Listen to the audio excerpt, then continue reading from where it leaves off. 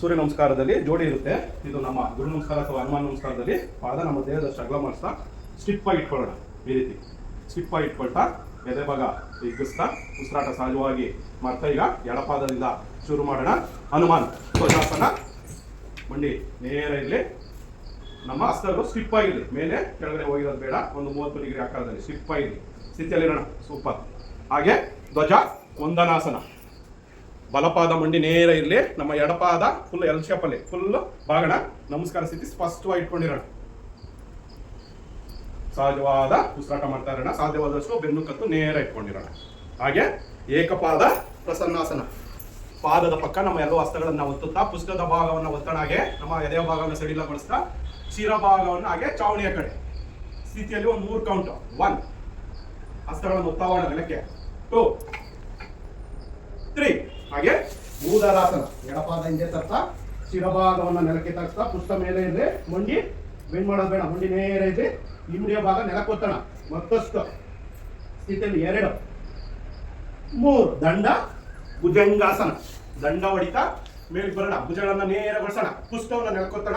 ಮಂಡಿಯ ಭಾಗ ನೆಲ ಬಿಟ್ಟಿರ್ಲಿ, ಪಾದದ ಬೆಳುಗಳ ಮೇಲೆ ಇಡೀ ದೇಹದ ಭಾರವನ್ನು ವರ್ಗಾಯಿಸ್ಕೊಳ್ಳೋಣ, ಸ್ಥಿತಿ ಕಾಪಾಡ್ಕೊಳ್ಳೋಣ. 2 3 ಹಾಗೆ ಕುಂಚಿತ ಕೂದ.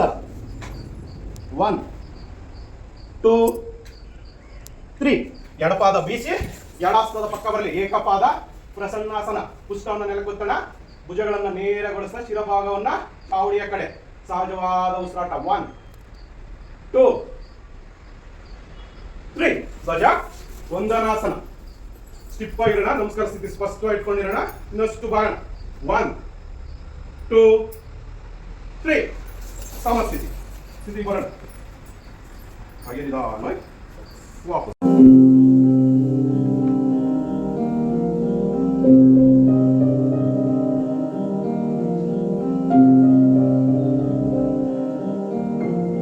ದೇಶಕ್ಕೆ ಯೋಧ, ನಾಡಿಗೆ ರೈತ, ಬಾಳಿಗೆ ಗುರುವೊಬ್ಬ ತಾನೆ.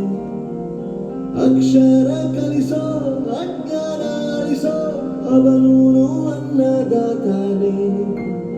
ತಪ್ಪು ಸರಿಯ ತಿದ್ದಿ ತಿಳಿ ಹೇಳಿ ಸಮಬುದ್ಧಿ ನಮ್ಮ ಚಿತ್ತ ಶುದ್ಧಿಯಾಗೋ ಹಾದಿ. ಎಷ್ಟೇ ದೂರ ಹೋದ್ರೂ ಮರಿಬೇಡ ನಿನ್ನ ಬೇರು, ನಿನ್ನ ಸಾಧನೆಗೆಲ್ಲ